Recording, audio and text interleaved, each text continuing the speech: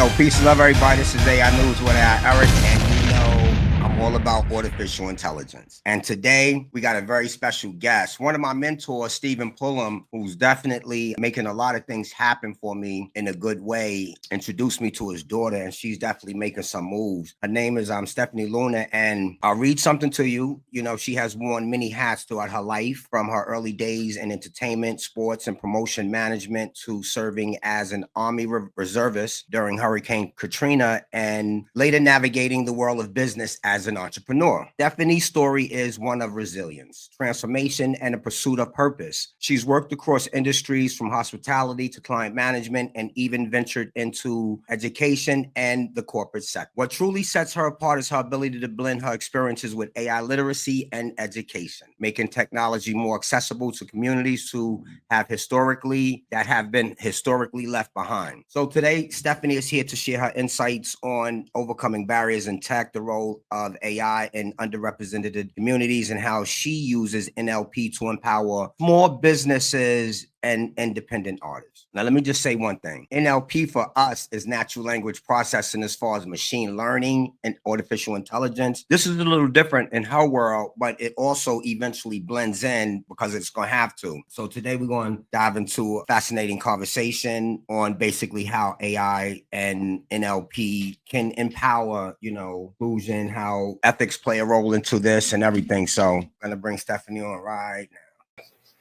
Hello. Welcome. Hello. Good to be here. Yes. Stephanie Luna, y'all.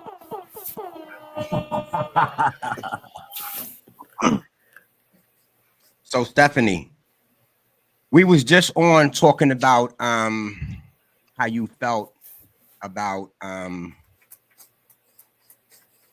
you making sure that we represent our communities. Me myself, Right. I'm also passionate about making sure that we use artificial intelligence to represent represented, not just underrepresented communities, just Black and brown people in general, even businesses and office, our areas are, because there's some businesses that have 30, 40 employees. Right. And in our circles, that these big companies, they're not looking at them. They can have 200 and 300 employees, and these big companies, they're not looking at them. So I know for me, I'm all about helping everybody, but I am on a special and particular mission to bring up Black and brown people because of the wealth gap. So Of course. my first question to you is, just tell us about your career journey and what led you to become an NLP practitioner, and don't say exactly what it is yet. As far as that's the second question, exactly what is it? Tricky. Okay. So I started my journey out of high school. I was just hanging around after senior year, trying to figure out what I was going to do in life. And I just got the brilliant idea that I was going to be in the Army Reserves. And my grandma was like, "Oh, no, because you don't even like to get dirty." And I said, "Okay, well, I'm just going to pick the dirtiest job just to prove you wrong." And that has been my career objective ever since, I became of age. It was proving people wrong. So I went into the military as a 44 Bravo. For those who know, I know it's been phased out. It's a metal worker. So I did auto body repairment. And while I was a reservist, I went to school for entertainment, sports, and promotion management. So that is doing street teams, focus groups for Def Jam. We passed out mixtape. Yeah. I can't, I won't, I'll never forget one of the first focus groups that we did. It was a little known artist, and she was singing about no love, and that artist became Janae. So yeah, that was back in the gap. We were all babies at that time. I did a couple of writing camps, songwriting camps, and I had an experience that changed my life and really made me refocus what it is I wanted to do in that field.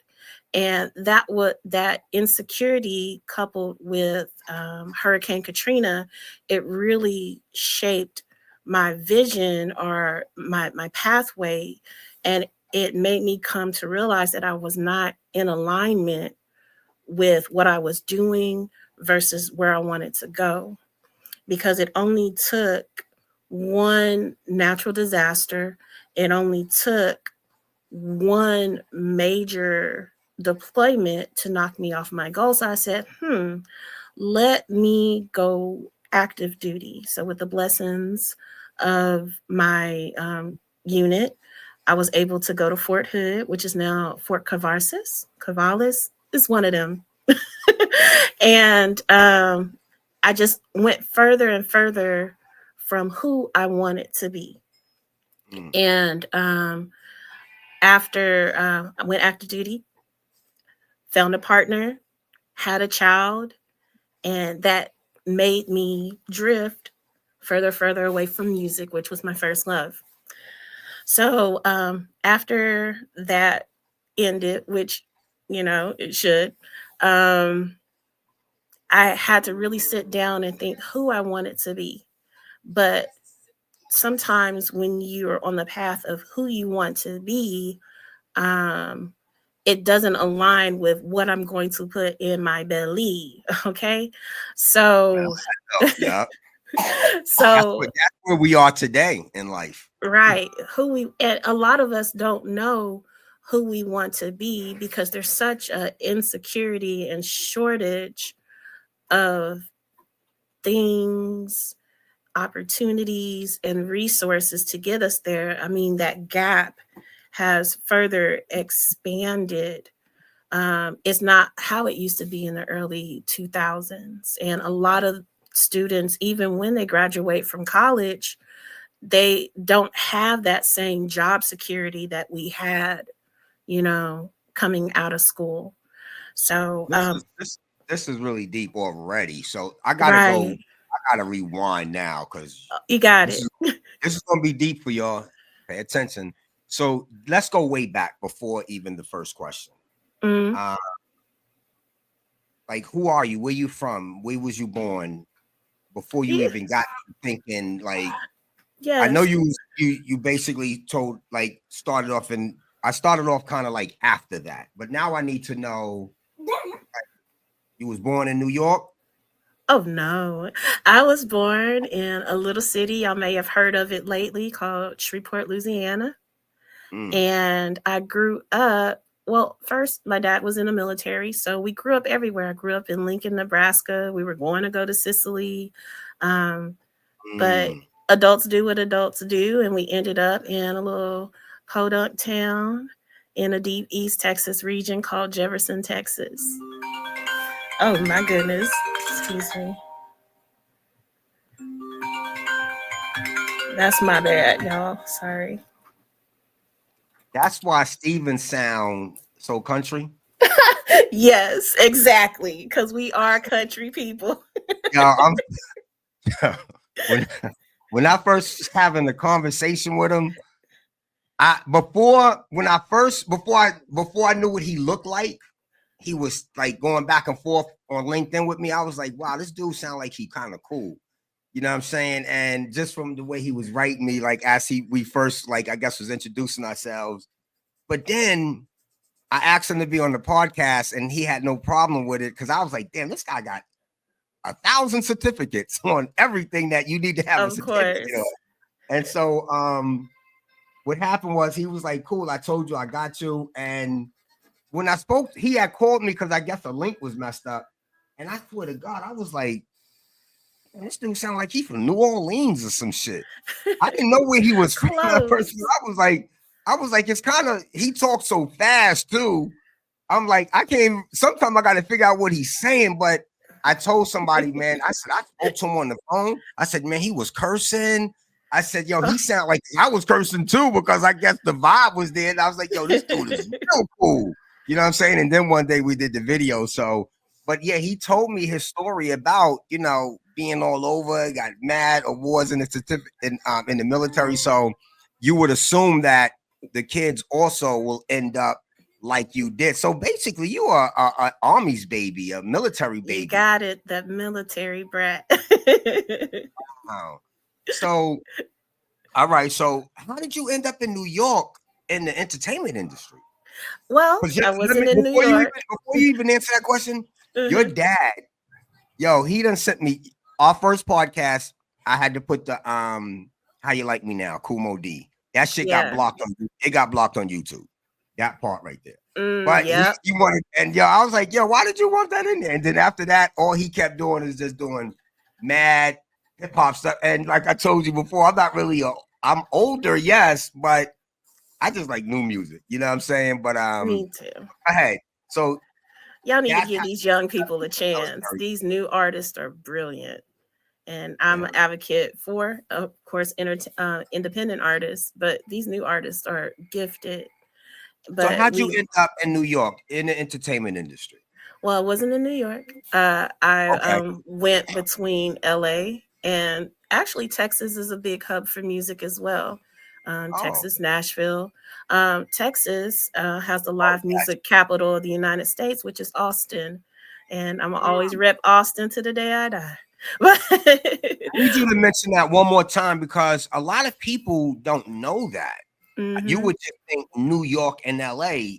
So we do know because country music is the biggest money maker and has always been in music in the world. always. They take a big portion.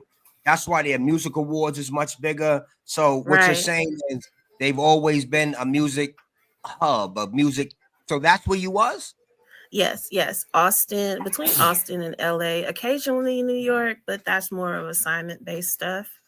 Um, and believe it or not, a lot of these parent companies that are in other states like New York have field offices, as you would say, including the Grammy associations. They have field offices all over the United States just to Mm, service artists better.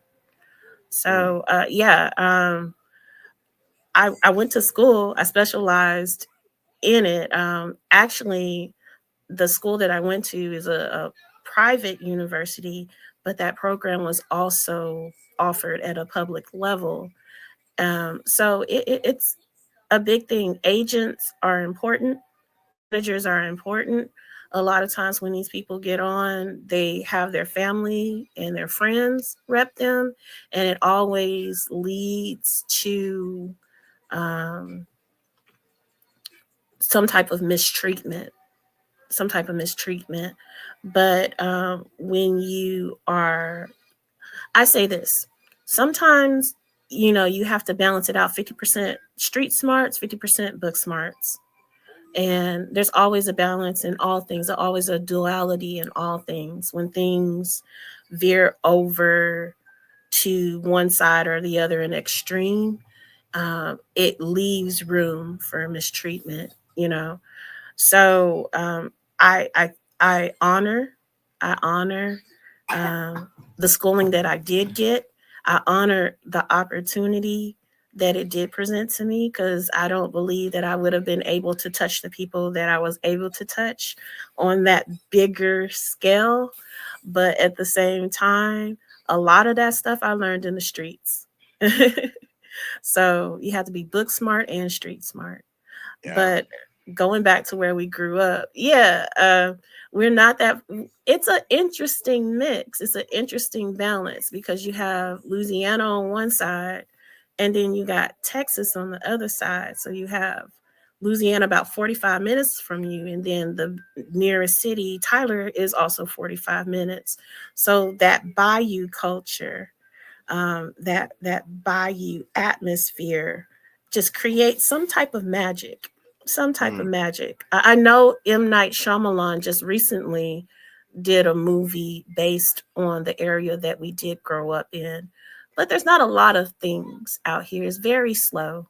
My dad said people come here to retire and die, basically retire and die, um, because it's just really encapsulated in time.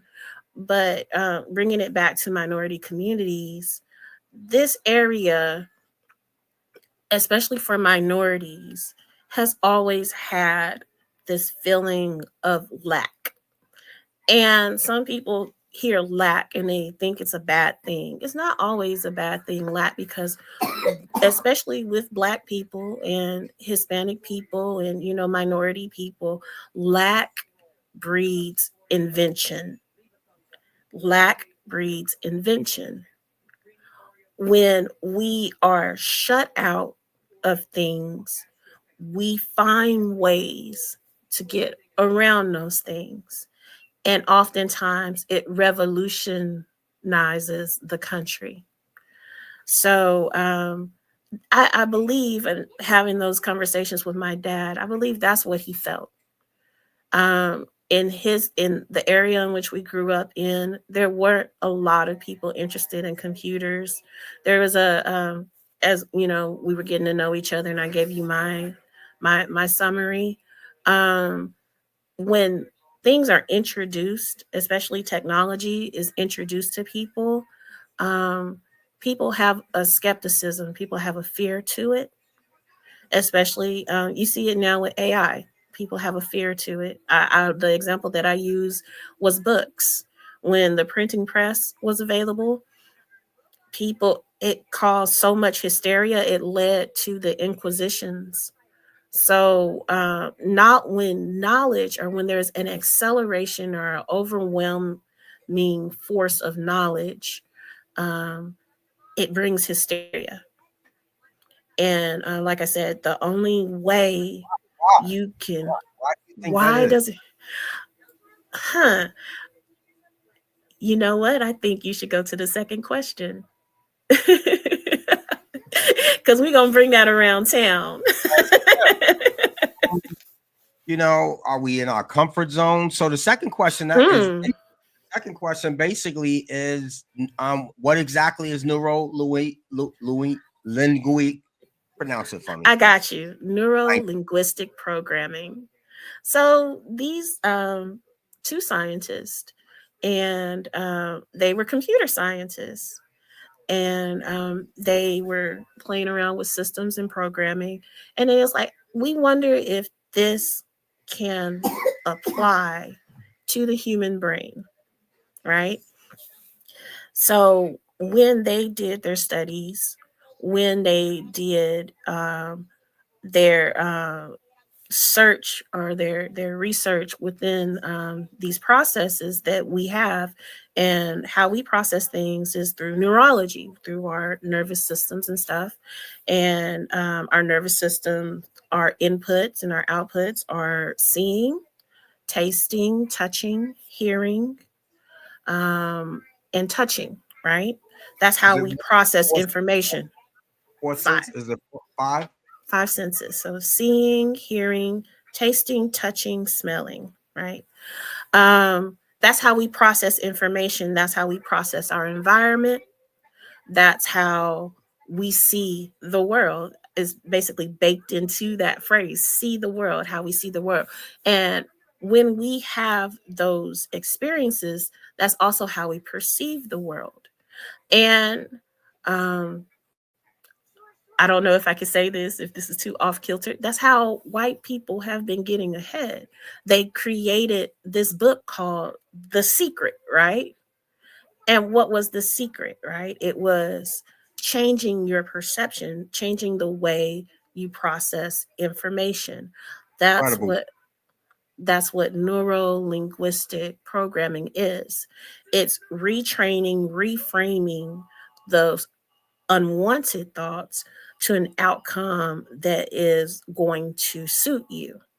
And we do that through language, because that's how we communicate. That's how we take in all our senses and, you know, express them. So, how would the way we communicate appeal to AI, or what me seeing, smelling, doing uh, has to do when I got a kid to feed? What does my smell have to do with that? No. Well, when we process these experiences, like When someone smokes, it's habitual, right? When someone overspends, it's habitual. It's something that happens over time in repetition. Um, when we get into neuro linguistic practices, and some people simplify it and call it manifestation or affirmational work. If you're in one of those hoity toity rounds, um, we're reframing our thought. Even if something is coming our way and it's out of the program, we know how to instinctively restructure our thinking. So let's say I am an emotional eater, and every time I feel sad, I go for the Twinkie, right? Again, repetitive, habitual stuff based on senses. Now, what if I reframe it? Say, hey, I'm sad, but that's okay. How about I go for this grape and then take a walk and maybe scream out in nature? That's reprogramming. So, that one example that I gave y'all yesterday, right? It's really hard to retrain a no. It's really hard to retrain a negative, right? And I'm gonna use that example again, where I'm going to tell you, no matter what you do, don't think of a purple elephant. What's the first thing you do? Yeah. You think of that purple elephant. It's really hard to retrain a no. So what if But you know your what I just did? I thought of a uh-huh, green elephant. but you knew what 'Cause was I already coming. know. I already know. Right. Right. But because of that, from now on, even moving forward, I'll know how to quickly, because what you're Re- saying is deep. And I'm just gonna cut you off real quick. you got it. And anybody who actually, when you listen to this and hear everything she just said, this is exactly the way they train robots, Hmm. even with the five senses. They might not have. They actually do basically have them, because people don't think, well, how can they smell? That's just little things they put it that they. That's just little things they put in where they That's know a what this. different type of programming. That's a different type of programming, but they have them. Like they can sense, Hmm. smell, and they. And What because if, my man, how do they got mhm. a conscience? I said, well, Well, shit. If you put them somewhere, they know what's there. They know that's a tree. They know not to fall off this cliff. Like that's a conscience. Like what is consciousness exactly? How do we define conscious, and where did we get that definition from? that is true. Hmm. That is true. Because when you look in ChatGPT 3, 3.5, and 4, you always, in the beginning, you seen it says consciousness, reasoning, speed. And I used to be like, consciousness, reasoning. How the hell a, a robot that's inside of a computer? Like, but that's what they have. They have it as that. And it's just bugged out listening to what you're saying, because they're using this whole method to build robots. Everything you're saying, as far as your part, as far as the natural Neuro linguistic programming. neuro We linguistic, gonna like get it. We gonna get we are it. before so it's hard. Some words I just can't say. No, you got Um, it. like yeah, so man, it's a scary. We're in a scary place. So let me ask you this: Mhm. how does your work with small businesses, and how does your work blend in to be able to help people, and what type of people do we need to help with your type of work, NLP? Yes. Well, one of the things is we start with framework. Um, if you work with me, and I work with about 6 to 7 independent artists right now, one of the big things that I advocate is framework. I'm a busy person. I don't have a lot of time to be a full fledged manager, music manager, or a business manager. So I do a lot of a la carte services. But before we get to promotions, before we get to any anything else, anything on a grander schedule like promo schedules and music drops and all that stuff. The people that I like to work with are people who are invested in their framework and What's framework? your foundational stuff, like getting your I'm going to tell my trade secrets, but I do it anyway. But I do it anyway. I sit on the phone with artists for about an hour or two, and I go through all of this. You need to get your EIN.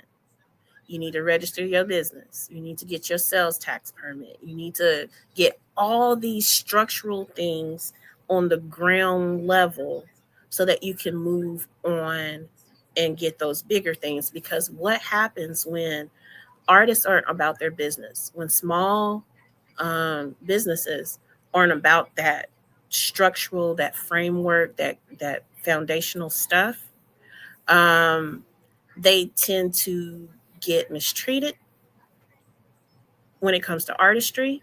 Um, they a lot of them get, and that's a long story.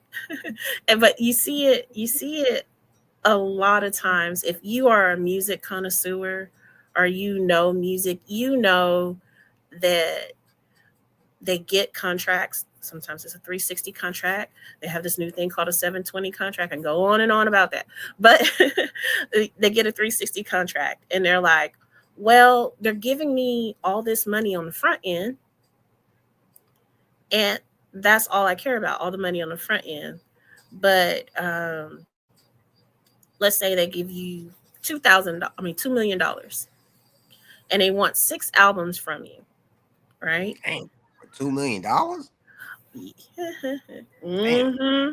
They want 6 albums you done from you. sold your soul to the devil It's oh my gosh.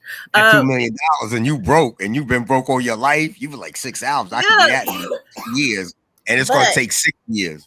you gotta pay for everything. You gotta pay for your entourage. You gotta pay for your manager. You gotta pay And for that your 2 million, stylist, oh and then man, you just sunk. taxes, You just taxes. you just sunk a quarter You million sold your into your soul. house. You got Mm. to keep up with the You gotta buy the Joneses. jewels, or you gotta spend You a hundred gotta, you thousand, two gotta, hundred thousand on you the gotta. jewels. So You broke after that. let's say you on album one, maybe you inked out album 1 or 2, and now you still owe the record label 4 albums. You still owe the record label 4 albums, and you broke. And they said, "Oh, we gonna front you Yeah, an yeah. additional, We'll give you you know, 5 because we we know gonna you got 4 for us, and you was a hit. You did a yeah, hit, couple of hits in give us those 2 one albums. more. We'll give you Yeah, the million. Give us yeah. one more." But we also want these type of royalties. We want your publishing, we want your songwriting royalties, we want your mechanical rights, we want all that. Give us all that. Well, when you have your foundation correct, then you know before you sign that contract, oh, I know I can go to, well, if you're in Texas, I can go to TALA. I can go to the Texas Association of Lawyers, or, and I forgot what the A means. And TALA is this low to no cost um, lawyer service for artists. Um, I'm trying to produce an album, but I don't have the revenues, but I can go to the Texas Music Office because Texas has a state sponsored um, agency just for musicians. And they give you everything you need to know from that website, yet barely 5% of musicians know of it, right? Mm. And they have healthcare through ham. They have a credit service. They'll even put your music on a sync licensing library so that when movies come to shoot, or movies want to look for music to accompany their movies, they can go to this state, site and review the music that's been cataloged into this free Mm. library for Wow, musicians. that's But dope. how would you know as an artist? That's when competent If the managers end, come in. yeah. That's when competent managers come in. So, and that's the same thing with small businesses. when you have your framework together, then let's say I'm a small business, I don't know what I'm doing. I have a product, I'm gonna just put it out there. I made $1 million, but I didn't register for my state permit tax and they penalized me. I didn't register, I didn't pay my taxes and they penalized me. I didn't register and somebody stole my name and I didn't trademark my stuff. So somebody stole my name and they started, you know, copying my stuff. And then now they sell it and they registered it. And now I no longer have access rights to it. Um, that's why it's important to get that framework together. Now, let's say I have an idea for some type of AI processing, right? Let's say somebody said that. Let's say and there is an app for that, but I want AI to create an exercise program based on a person's BMI. Well, then what are the things that I need to do to make sure that nobody takes this, that this is my own intellectual property, that I would be able to actually put this together, right? You would need some type of competency, you would need some type of AI literacy. I think that answered the question, right? I just go off on Yeah, tangents sometimes. definitely, because things that come from machine learning models, um, it has to be very unique in order for you to say you own it. You know what I'm saying? Mm, It has to be mm-hmm, very unique. And there are some rules that you'll have to understand from AI and machine learning. And it's simple. You know, you can own certain things, but like I said, it has to be unique because, you know, if anybody can get it, and if if it has been used and done and said before, it's very difficult, mm, because if you are using artificial intelligence, particularly machine learning models, and you have to have it 100% accurate, AL's probably not the best way to go. mm, You have to have it where it doesn't have to be 100% accurate, but we need to check it, fact check it, like we can use it. So when it comes to medical, you might not want to 100% rely on AL machine learning models.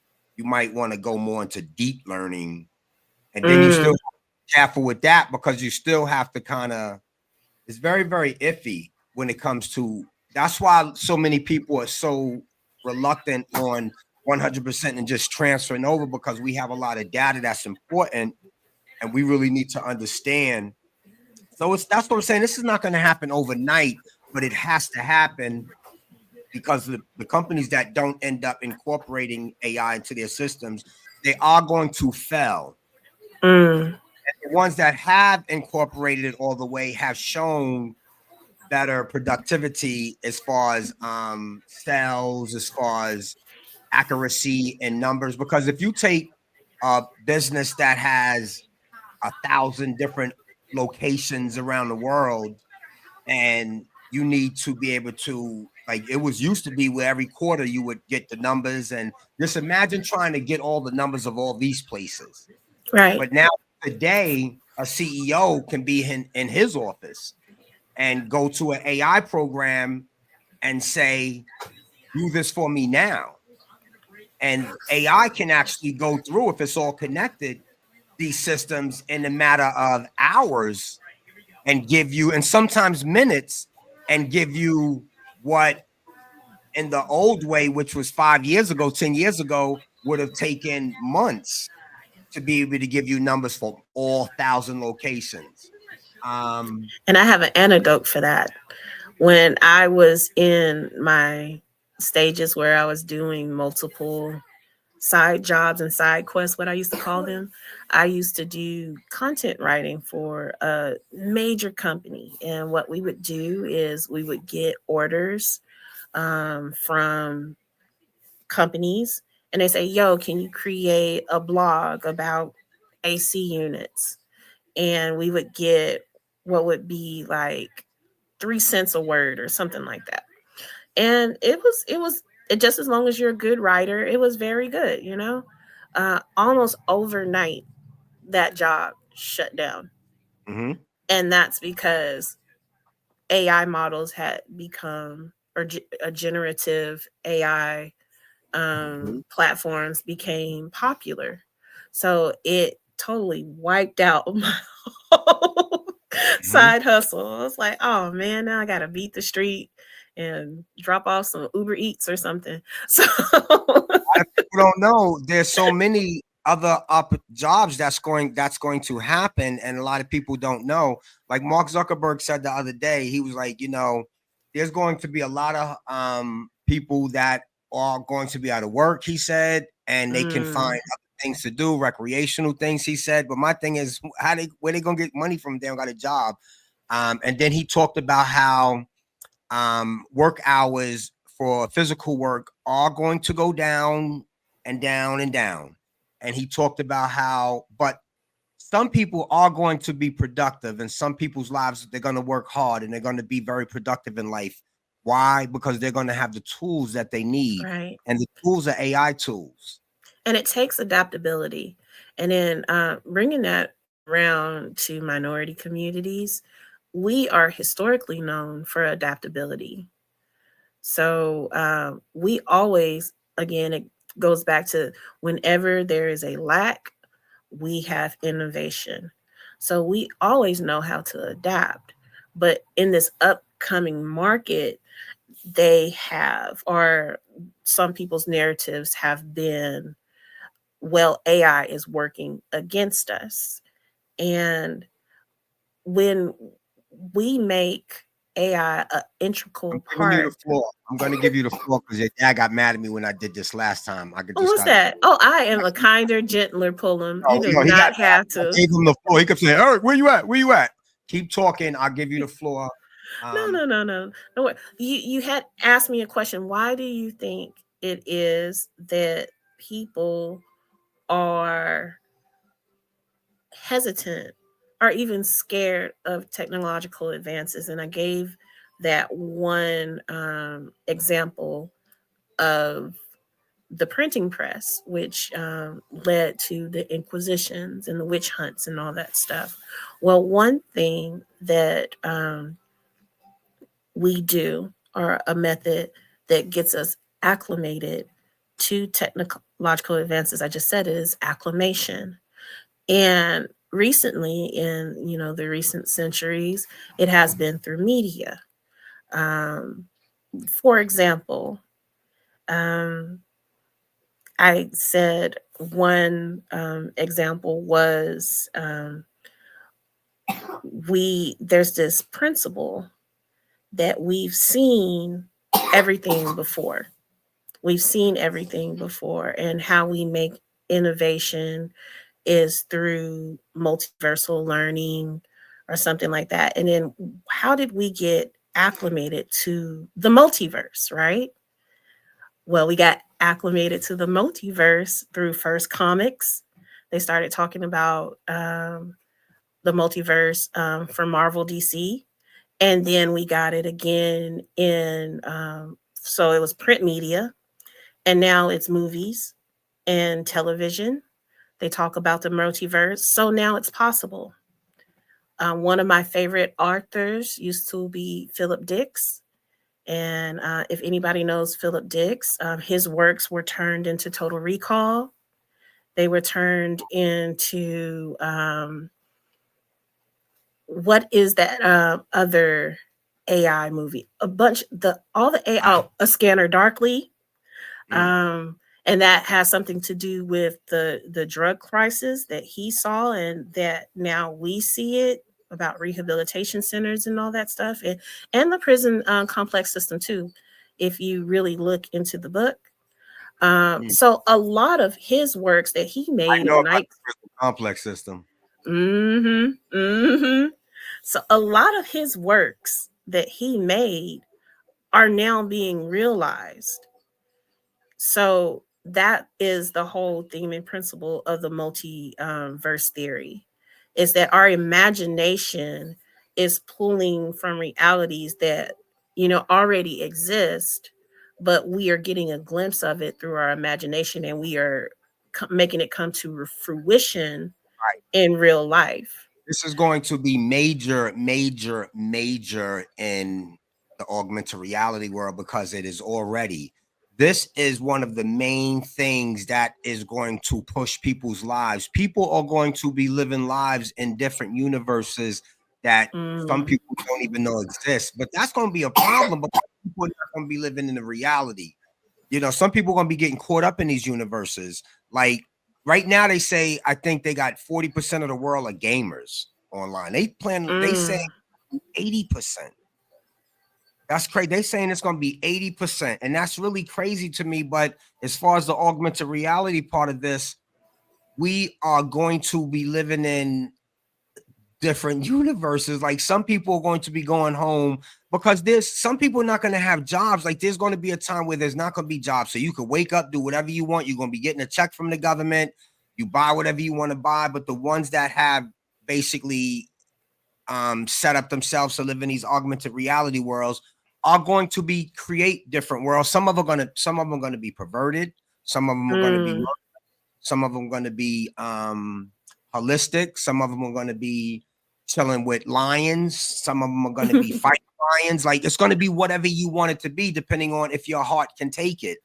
But what's going to happen is, are these worlds going to be monitored? Because if you look at Roblox right now, the game, I looked at a lot Mm. of that Roblox actually has. It has murders, had people getting murdered and raped and killed. And these are games that these kids are playing. And also Oh, these games that predators go to find and prey on little kids. And oh, they meet please up let me know because my with son Roblox. loves Oh, Roblox. oh, he does? Yes, he You know he's plays. playing with he's playing with adults though. You do know that, right? There is a parental, It is. They just put that in place though. yeah, like a year or so ago. They Yeah. just yeah, they did. They just but the thing about it too though, do you do but so one thing I do hear a lot is there's parental, but most parents don't do them. Oh, I have to. My son is You extremely intelligent. particularly with that game, make sure you do because Oh that yeah. game, a lot of predators are on that game, and there's a lot of violence on that game Mm. that y'all don't know about as parents because y'all ain't playing the game, but the kids be Oh knowing. yeah, I have my own account. He tries to find me, Okay, and okay, yeah, so I'm a mama bear through and through, You and never I seen am the not scared of videos? technology. Have you ever seen the videos where like a teenager will pop up at a kid's house and they didn't even know it was a kid though? But even them, Oh they yeah, don't yeah. know. They be like, "Oh, I didn't know. It's just I didn't know." Like, cause there's no way, I guess, to know the age or whatever. So people have to be careful. But what I'm saying Can I that to say say, this online? They better not pop Mhm. over here. I got a pow pow pew pew. So a lot of people, yeah. So the augmented reality is going to be big. I have Mm. vertigo real bad, so I can't put the headsets on. But I can't wait for them to come to the regular glasses because that's what we're going to have. We're going to be communicating through our glasses. People don't even They know we're already going. got that going on. Who Yeah, was it? Meta. Meta yeah. is But seems to be I leading a want lot the of ones this. where you can actually, you can actually buy the ones now that where I can move my screens. But I'm going to wait until maybe Meta, one of them. Meta's supposed to be coming out with theirs. I'm gonna wait for theirs to come Hmm. out. Apple And messed the up by coming out. headsets are kind of like that. You can have a virtual desktop on the Yeah, Meta Quest, and I can't with them heads. I can't because I got vertigo. right, right. So I They have to have wait for that. replicas. They have. Have you heard of replicas? Mm-mm. So replicas are the AI individuals. They were first originally created through the phone, and they were your AI companion. So you could make a gentleman or a lady, and you can have them be your friend. And Oh, you then if mean you pay replica a AI? Replica AI? Oh, hmm yeah. That's an avatar. The avatars. right, right. But Yeah. now they have them in Meta too, so you can kind of Hmm. communicate But with your this replica. This is a, let me just, I got to put this video up. This is a problem. This is a problem, y'all. Mm, We're going to end up having to have a part 2 to this because I'm going to take this. definitely. I want to take this down, but because we just talking about that, let me go find something real quick. 700. Let me go to 700. And I actually quit. I got on Replica and I pushed my Replica, and here we go. I want to put something up real quick. Just check this out. You got it. With Erik and yo today, talking about AI agents replacing human beings on jobs. So, I always talk about artificial intelligence and the importance of us learning it, particularly Black and brown people, small business. I just want to stop it right there first and see the title. Will your jobs be lost to AI agents, which is exactly what we're actually talking about. AI agents, even though you can make an avatar of yourself. First of all, in the future, y'all, I won't be sitting here, but y'all will see still that person there talking like it's me. It won't be me. He'll be these videos will be made at night while I'm sleeping because I'll be on the script. Businesses, medium-sized businesses, because the corporations that have 100,000 employees or better, they are all investing in artificial intelligence, and billions of dollars are being spent with these big major companies. So it's very important that we all learn what's going on, because I want to get straight to you already. I just want to get to this. I want y'all to just check this out, and we're going to elaborate on things as we go. It's real life. Consumers prefer it because it's actually higher customer satisfaction than the human agent. You already said customers prefer it. Higher interaction with the customer. It's faster to use, it's higher quality, and it's having profound impact. But we also believe that society and politicians needs to recognize that this is not something that's going to change in 10 years. Pay attention to that part. And see, when I keep telling people, they keep thinking, nah, in about 10 years, nah. This is here now. Listen to them. The implications for society are going to come in the coming years, and it's time to think a little bit proactively about what measures could be taken. Wow. So, this man is telling you we don't have to hire the 700 people we normally would have had to hire because we got AI agents now. Salesforce just said that we're not hiring engineers anymore because we're using AI engineers. These AI engineers have icons that look like humans. They actually are just not avatar engineers. They actually are little icons. They got human names. They got where they from, what they're, if they're an engineer, data scientist. Meta just said that in 2025, companies won't have to hire human engineers anymore. Because so where does that leave us as humans? Because again, our goal is to be human first, and that really doesn't sound like that's human first. It sounds like it's business first. But that's where we are today in this world we live in. That's reality. That's reality. And that's why I say people have to start really understanding what's going on in this AI world and start really adapting themselves to be acclimated with it. Because I'm not saying that you using ChatGPT is going to save your life, but if you have a business and you're not moving into this world to get a chat bot, automated chat bot to actually get avatars, because if you got a bakery, you can get an avatar to start selling your cakes. No, I mean, nobody knows it's real. The problem is if you don't understand this, you're going to end up chatting with an avatar thinking it's a real person, even though they're supposed to say avatar by AI, whatever, avatar by Meta. You might not even be looking at that, just thinking automatically, because it could be in a corner where you don't see it, but you're thinking you're talking to a real person. I like Tom. And then when your daughter say, Tom, Tom's a robot, Mom.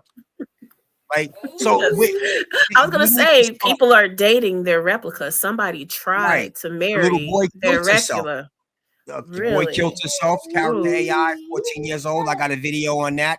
Killed herself. That's the parents are suing character AI.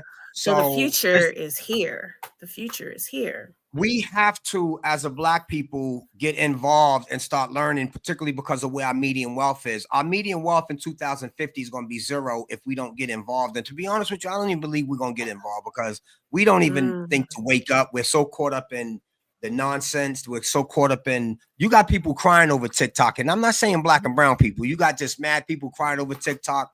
But we're focused on the wrong things when these big companies, they're building these machines to not have to hire us because they plan on the work week being 4 days, then 3 days, then 2 days.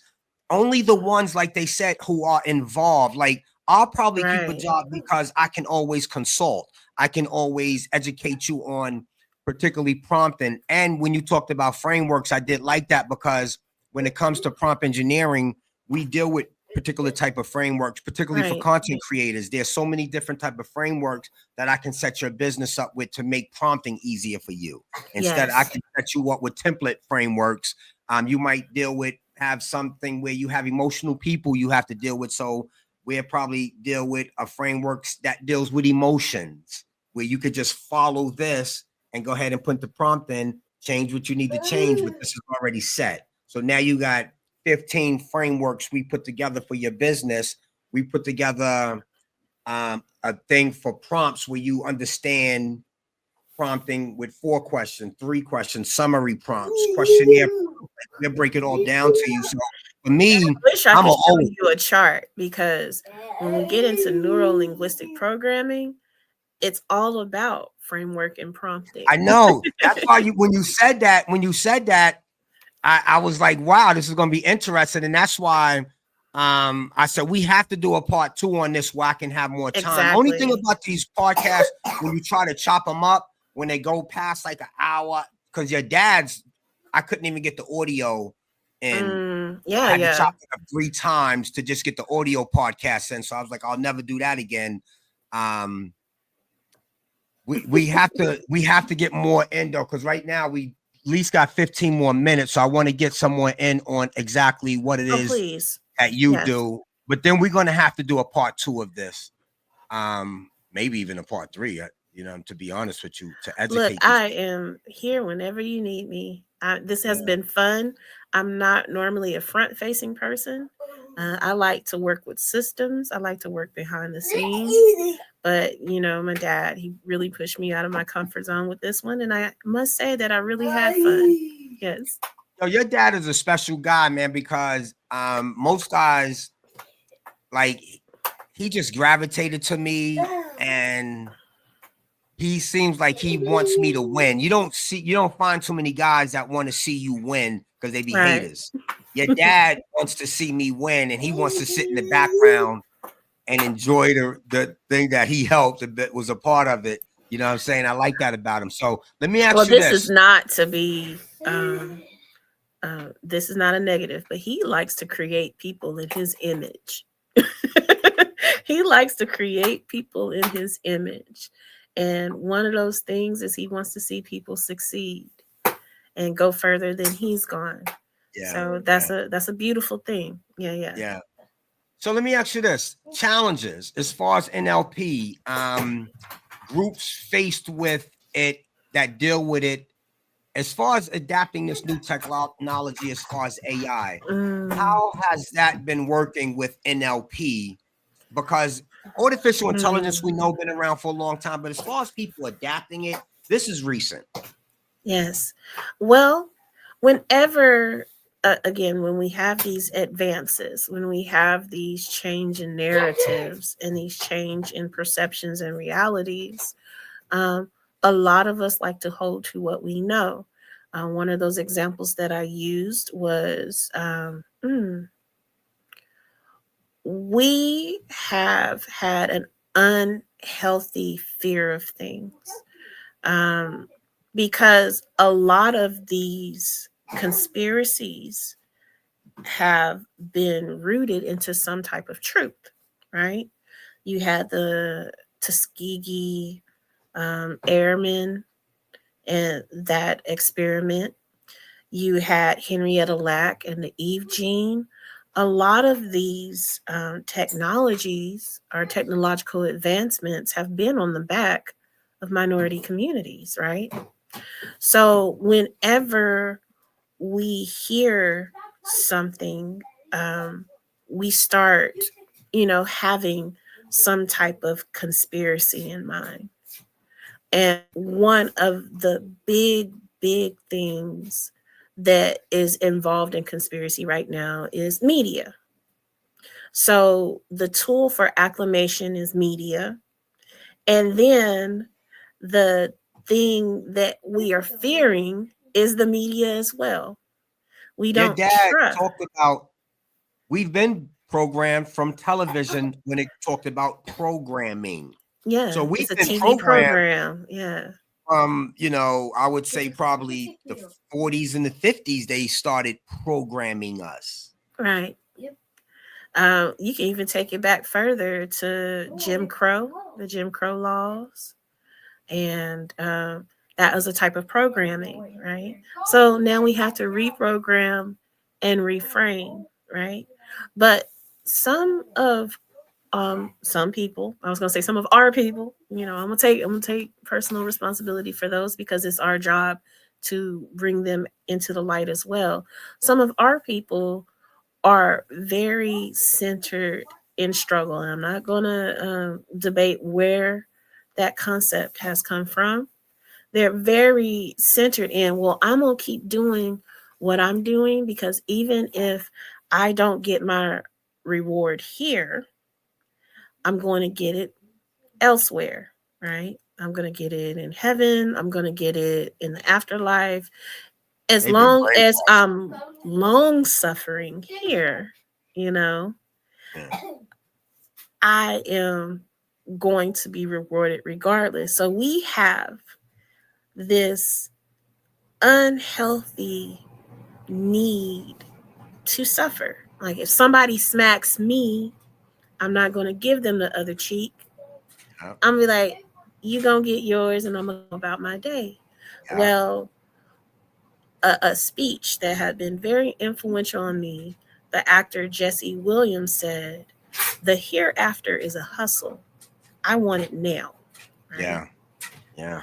And think of, whether right or wrong, think of all the people that have adopted that mentality, right?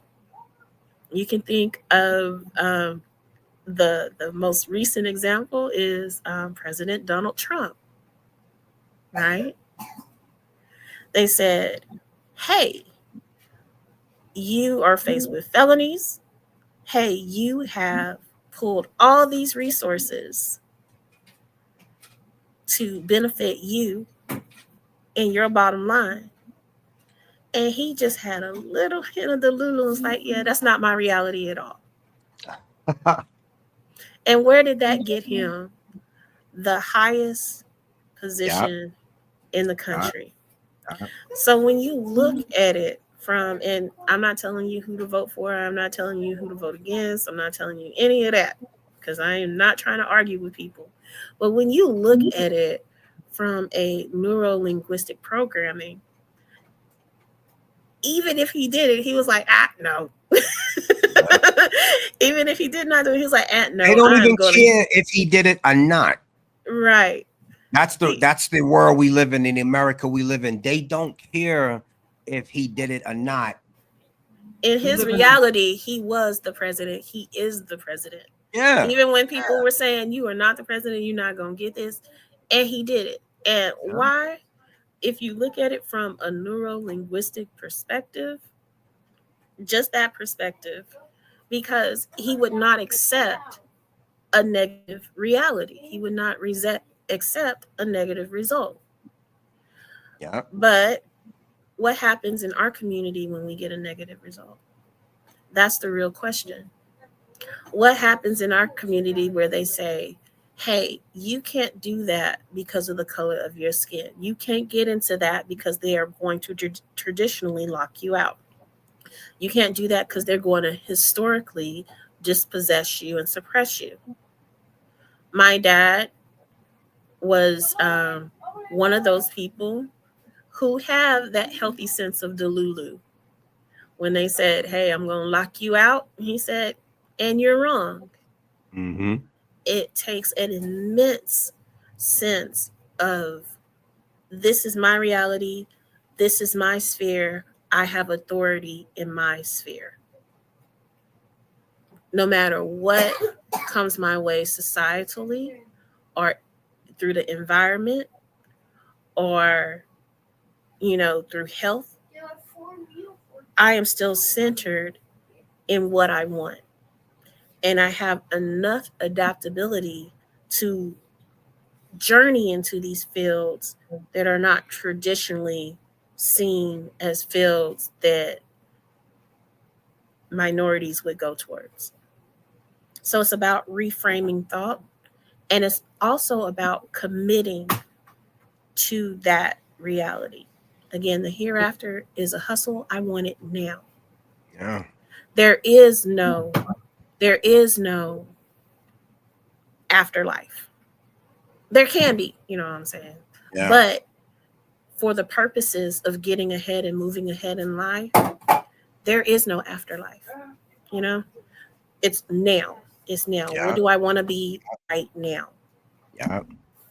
And today, you really, I hate to say it, when it comes to kids talking about what you want, like when you ask your kid what you want to be, that's out of the equation, because the new world that we live in today is this is what you have to be.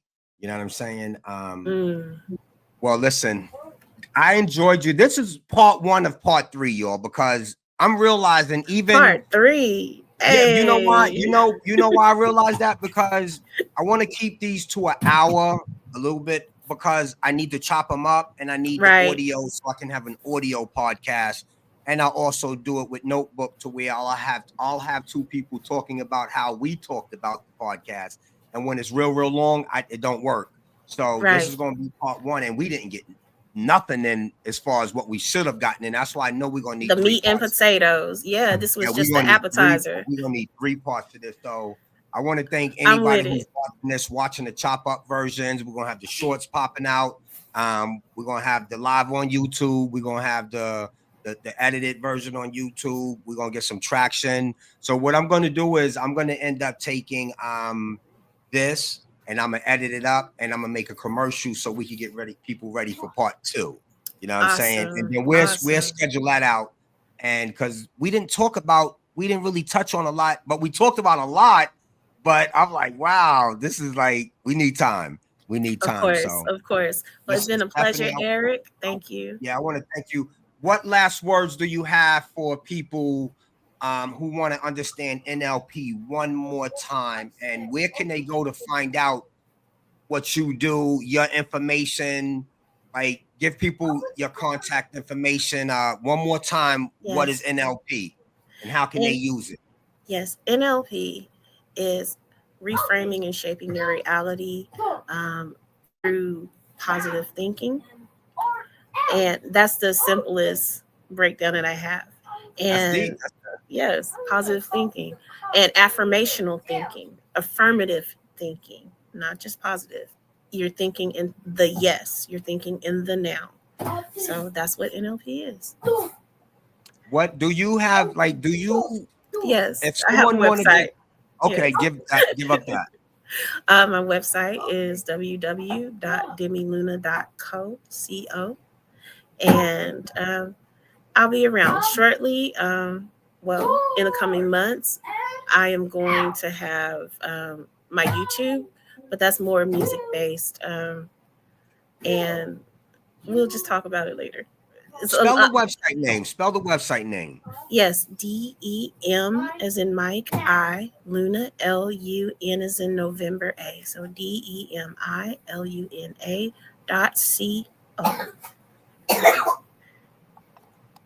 Oh, that's the wrong one. I gotta get the keyboard for now. I gotta have the bootleg joint.